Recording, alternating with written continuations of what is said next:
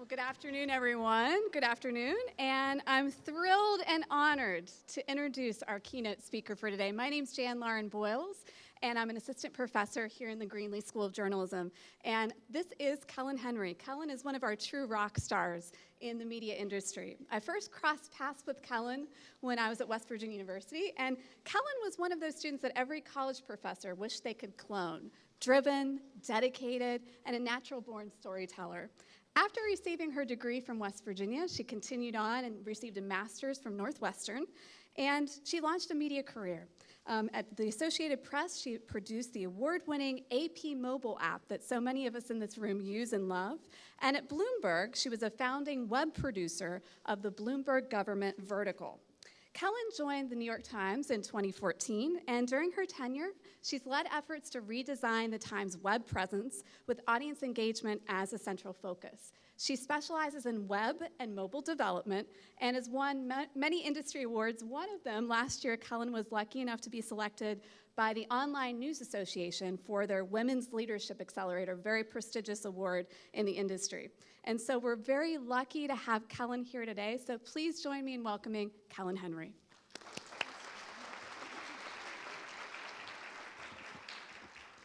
Thank you, Jan. Hello. Everybody looks alert and ready to go after lunch. Thank you so much for having me. It's a true pleasure to be here and share a little bit about what we're doing at the Times with you today. As Jan said, I'm Kellen Henry. I'm a journalist and a product manager in the Times newsroom. For those of you who aren't familiar with product management, I promise it doesn't have anything to do with swag or merchandise.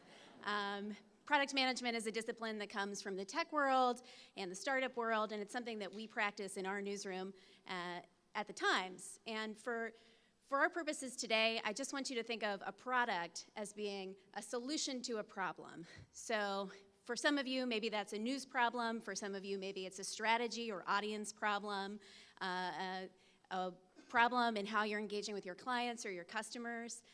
But I think some of the tactics and the tools that we use in product management will be helpful to you regardless of what kind of problems you're trying to solve in your organization. So over the last 2 years at the Times, as Jan said, I've worked on a lot of cool products and projects. Our mobile presence and mobile storytelling. I've worked on some of our off-platform efforts around Facebook Instant and Google AMP. I've worked on internal tools to help the Times be more collaborative and transparent as we plan our report. But probably the biggest product or project or challenge I've worked on is redesigning our homepage across desktop and mobile. And that's a big part of what I've been doing for the last year or so. Even in this world of distributed storytelling and news, our homepage is still pretty important to us. It's the showcase of our very best journalism. It's where our dedicated subscribers and readers come to interact directly with us. It's a place where we can explain our brand and our values and our news judgment to any readers who come to see us. So it still has a lot of importance and value there. Unfortunately, it hasn't changed very much over the last decade. The last time our homepage had a redesign, the iPhone was not invented. Seriously. Social media was for college students, and at that time in our organization, the digital journalists weren't even in the same building as the very serious newspaper journalists. So that tells you how much has changed in the time that our homepage and our front door to the Times report has stayed kind of the same.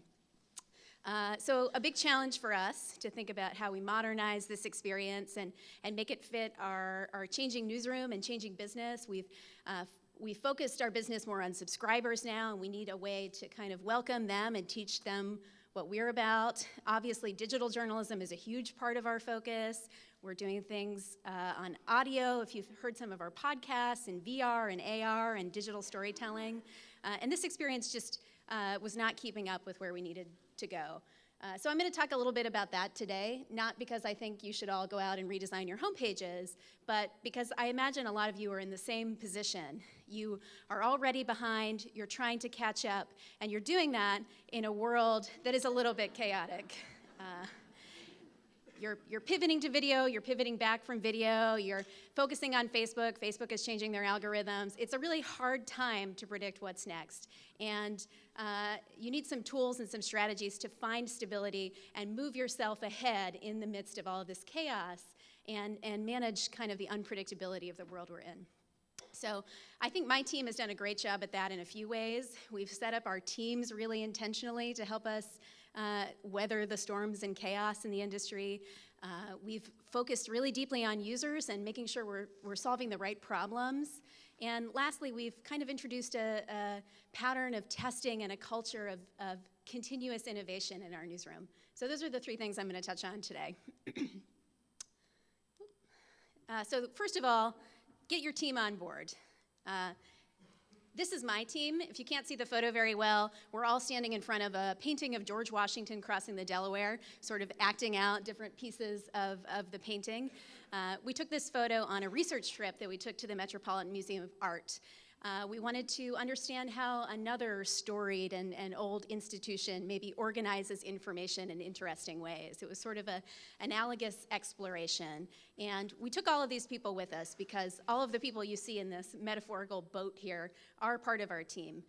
It's a big team, but in part that's because the homepage work that we're doing touches a lot of disciplines. And we wanted to make sure that everyone who might touch the project had kind of representation on the team and was part of the work that we're doing. So here in this photo, you see newsroom people, you see business side people, you see software developers, designers, research and analytics folks, some program support people. It was really important for us to think about all of those people as understanding the mission of the team and the objectives, and to give them sort of a voice and a way to be part of the decisions that get made. So not the wall that you see sometimes between newsroom and business here. Now that doesn't mean we're making decisions by getting everybody to agree that we're setting strategy by a kind of democratic process. But what it does mean is that there are opportunities for all of these different disciplines to kind of come together and find new ways of thinking about things. So building out that team really intentionally and making sure all of these people from different parts of our company understood the rules, the mission, the vision for the product was really important to us. The other thing I love about this picture is you got some folks kind of looking out ahead, surveying the landscape, looking for obstacles, looking for opportunities. And we knew that we were going to have one big iceberg in front of our boat on this project, and that was going to be the newsroom.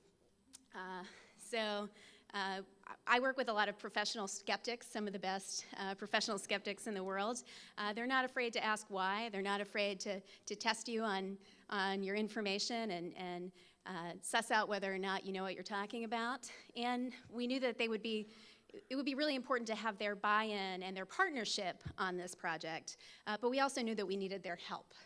So these are the folks who are actually producing the homepage, writing the headlines, choosing the stories, and we knew we needed their expertise, and we needed them to trust us enough to start changing this experience that means so much to them. So we identified this group of stakeholders, this group of very tough stakeholders, as the ones we needed to have a close relationship, and we started building that relationship. And we did that in a couple of ways. First of all, we made up a job.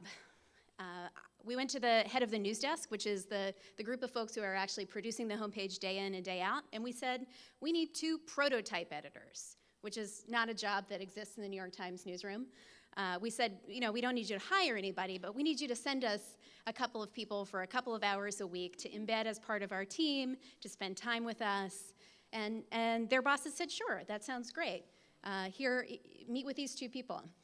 So we started bringing those folks into our process, explaining to them what we were trying to do. We asked them for their expertise. We asked them to help us understand the values and culture of the department where they worked. And we started building this connection with this crucial stakeholder that we knew that we had to win over in pursuit of our goals. And that also allowed us to kind of send them back into their original team and spread the gospel of what we were trying to do in a way that was really powerful. It also helped that the word prototype editor sounds like a kind of cool job. People were starting to say, oh, did you hear so-and-so's a prototype editor? How did that happen? And how do I become a prototype editor? And before too long, we had a lot of people kind of interested in what we were doing and asking questions and kind of showing some interest. And this has turned into, now, today, very late in our project, giant stand-ups that we do once a week in the middle of the newsroom where 20 and 30 people gather and talk about what's going well this week, what's going poorly this week. Let's talk about how the Olympics went, what could have gone better, what can we do together. So that's been incredibly powerful for bringing those tough stakeholders along. And all we had to do was ask for a couple of hours of someone's time. The second thing we did is we got our hands a little bit dirty. This is my friend Dan Cow. He is a software engineer. He has no formal journalistic experience. But what he's doing in this photo is actually running the New York Times homepage for a day. So what we did on our team, because we knew that we had to understand kind of how these experiences were being produced, is we asked if we could kind of take the reins. We were all supervised and thoroughly kind of vetted and trained in doing the jobs, but we actually spent a day kind of digging deep and doing the jobs that we were going to be asking other people to do. And I think those sorts of techniques are pretty powerful if you're trying to lead people that you don't manage. You're trying to bring people along with you and show good faith and build empathy. But I think that can also be pretty good for people that you do manage. Those of us who are kind of at the strategic level sometimes lose a little touch with the daily way that things get done. And there are opportunities there and there are problems there that we might solve and we might focus on if we did it. So one thing I would recommend is if you are working in that strategic capacity, take over the social feeds for a day and run them. Send out the newsletters. Kind of practice the thing that you're asking other people to practice and see what opportunities are there. Maybe there are things that you could do better or faster if you just kind of knew the nuts and bolts of what you're asking other people to do. So we put this team together. We had our stakeholders on board. Our hands were a little bit dirty. And we set out to find the right problem for our homepage.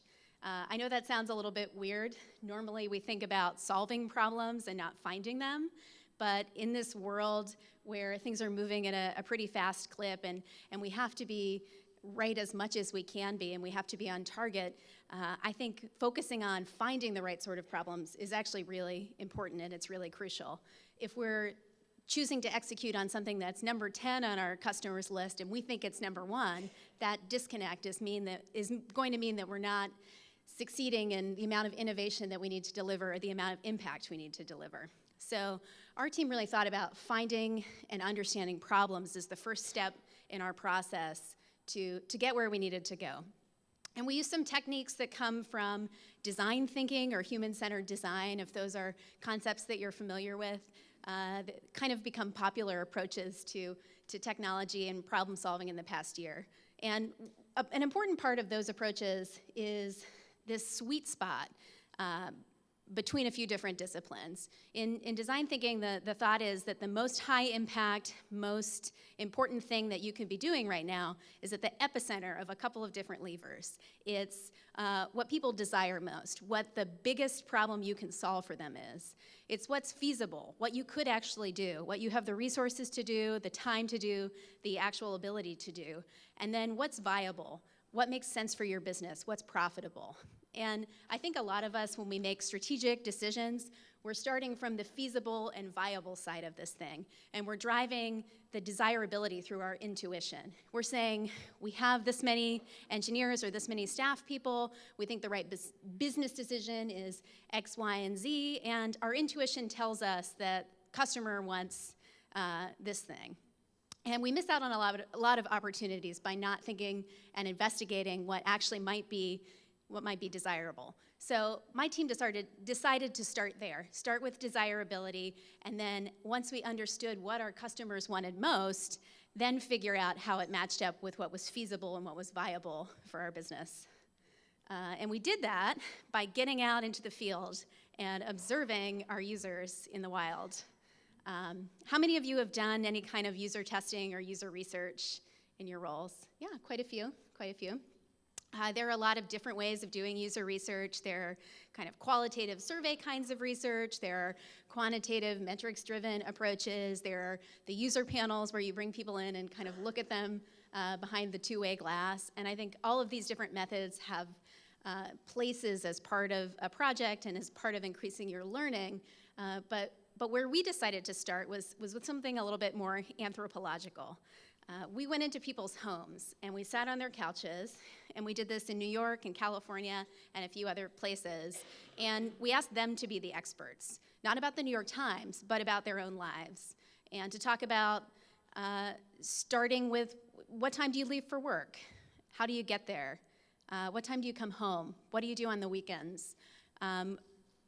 When do you have free time, and do you read much during that free time? And how do you keep up on the news? And how do you understand what's going on in the world? And how do you communicate about that?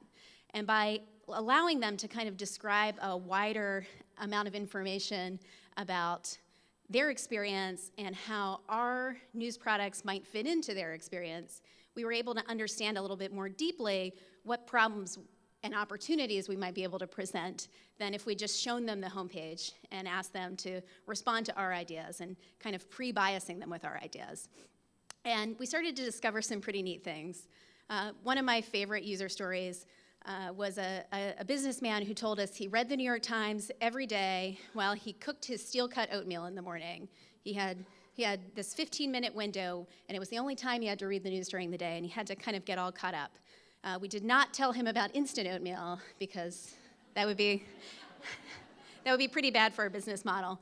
But what a fun constraint to design for. We publish way more content than you can read in 15 or 20 minutes first thing in the morning. But it allowed us to start thinking about what would the New York Times look like for a person who only has 20 minutes. And as we started talking to more and more users, we started seeing similar patterns emerge that wouldn't have emerged naturally if we just got a little bit of biographical information about them. There was also a mom who had time to read while she was in the parking lot waiting to pick her kid up from school. There was a personal trainer who had some time between clients to catch up, but he was away from his phone and away from his devices for long swaths of time. And we didn't talk to a huge number of people, probably 20, 25, but even with that small a sample, patterns start to emerge, and you start to see how you might solve some of those problems for people. So we started sketching some things out. Here are some crazy sketches we did in the early days. One of them is what the New York Times would look like if you could choose how much time you have, and we would give you a special report based on 5 minutes or 10 minutes. The other is a version of the New York Times that's really oriented around catching you up, knows what time you visited last, and can give you kind of a truncated version. We didn't end up building precisely any of these things, but because we understood what problems people actually had, we could start to explore really how we would solve that particular problem. And starting to see lots of different problems across lots of different users allowed us to start to prioritize which problems and which users we thought were the most important, and which solutions started to match our viability and feasibility questions. And we started to narrow in on that sweet spot. So we're doing a lot of this user testing and research at the end of 2016 in the fall. And we started to come up with some pretty good ideas for what we wanted to launch. We heard a lot of people at that moment who were fatigued by the election, and they knew they needed to keep up, but they also wanted some relief, and they wanted to explore the breadth of all of the things the New York Times had to give to them. We heard a lot about how people would skim the front page in the print paper, and they wanted online that experience of pulling out the book review or pulling out the style section and kind of stumbling into something unexpected. So we were thinking a lot about providing that to people. So we put together a version of that based on the user research we did, and we put it out into the world. We were really excited to see what happened, and it didn't go so well. It didn't go exactly the way that we wanted it to. And that's because something big had happened in the time between our research and our preparation of this new model and our launch. And that is that the election happened, and Donald Trump won the election, and our news moment completely changed. We were suddenly in a moment where everyone wanted to know what was going on. We had the biggest news story in a generation at the top of our homepage, and that kind of optimization for relief and breadth didn't quite have the same resonance with folks. Luckily, no one got fired, no one got reprimanded.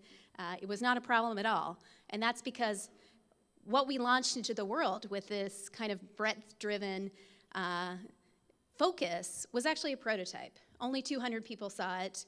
It was a small-scale test. We pulled in some of those prototype editors to run it on a skeleton crew, and we learned a lot. We learned that what we had put out there, which was pretty risky and pretty bold, we learned what worked about it, and we learned what didn't work about it. And we went into that with the mindset that we didn't know what we didn't know, that something was going to go wrong, whether it was the changing times, or maybe we picked the wrong solution but the right problem, or maybe we sort of picked the wrong problem. But our pursuit of testing out our ideas and focusing on that allows us to really lower the amount of risk.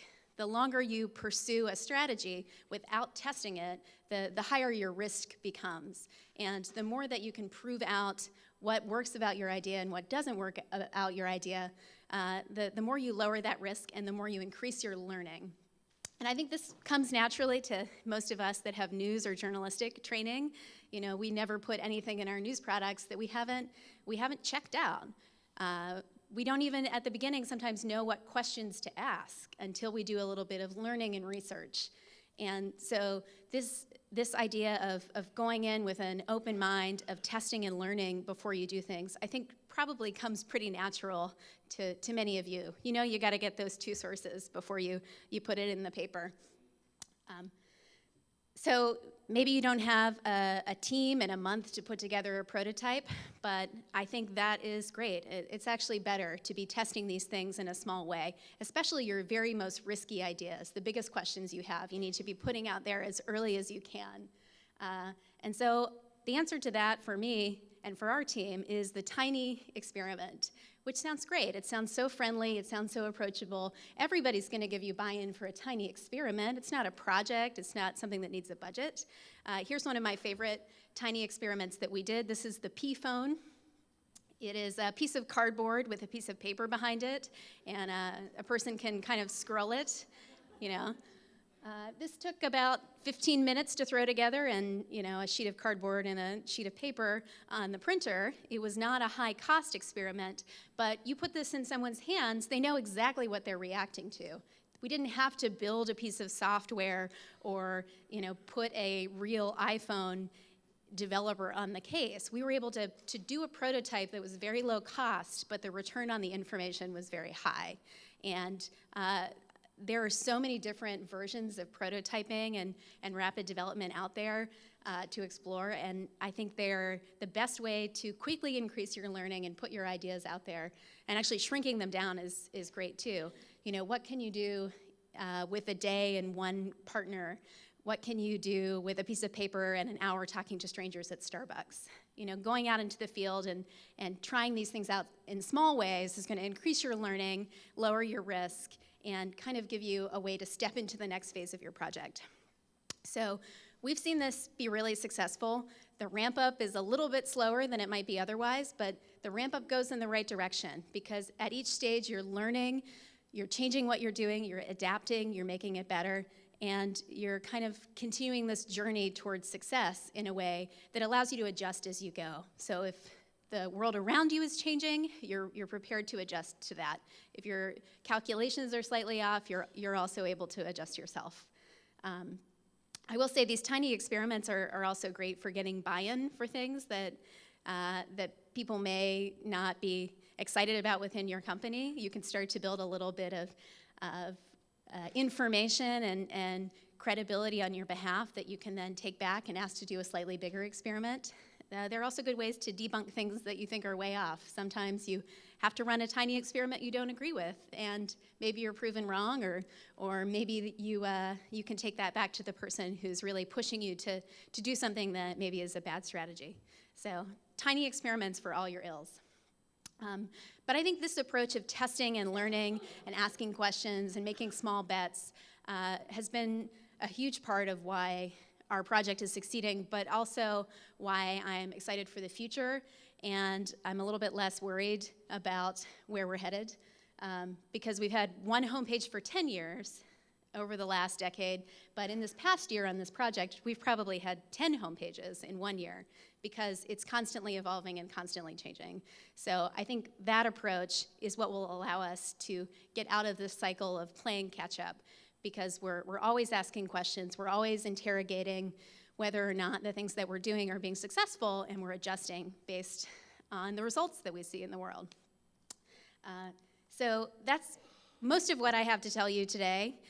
Building your teams to succeed, getting deep with your users and understanding their problems, and testing and learning continuously.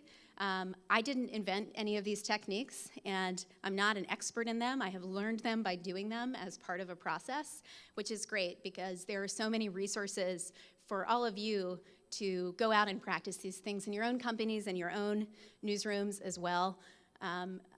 You can look up design thinking, product thinking. You can look up agile techniques in software development, lean prototyping. Google has a bunch of free resources around running design sprints and brainstorming. And there's just so much information that can help you start to integrate some of these techniques into your own practices and into your own problem-solving journey.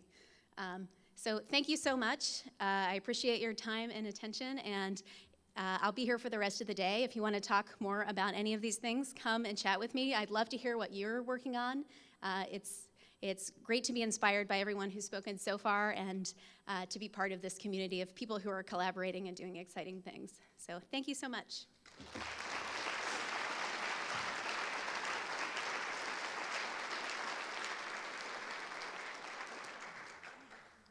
Thank you so much, Kellen, for sharing those insights with us. We are going to take a 15-minute break, and then we will come back for our next session. Before you go, if you want to take a look under your seat, if you have a yellow paper stuck to the bottom, congratulations, you have won one of the mugs on your table. So as you shuffle about for the break, take a look, see if you have been the lucky winner.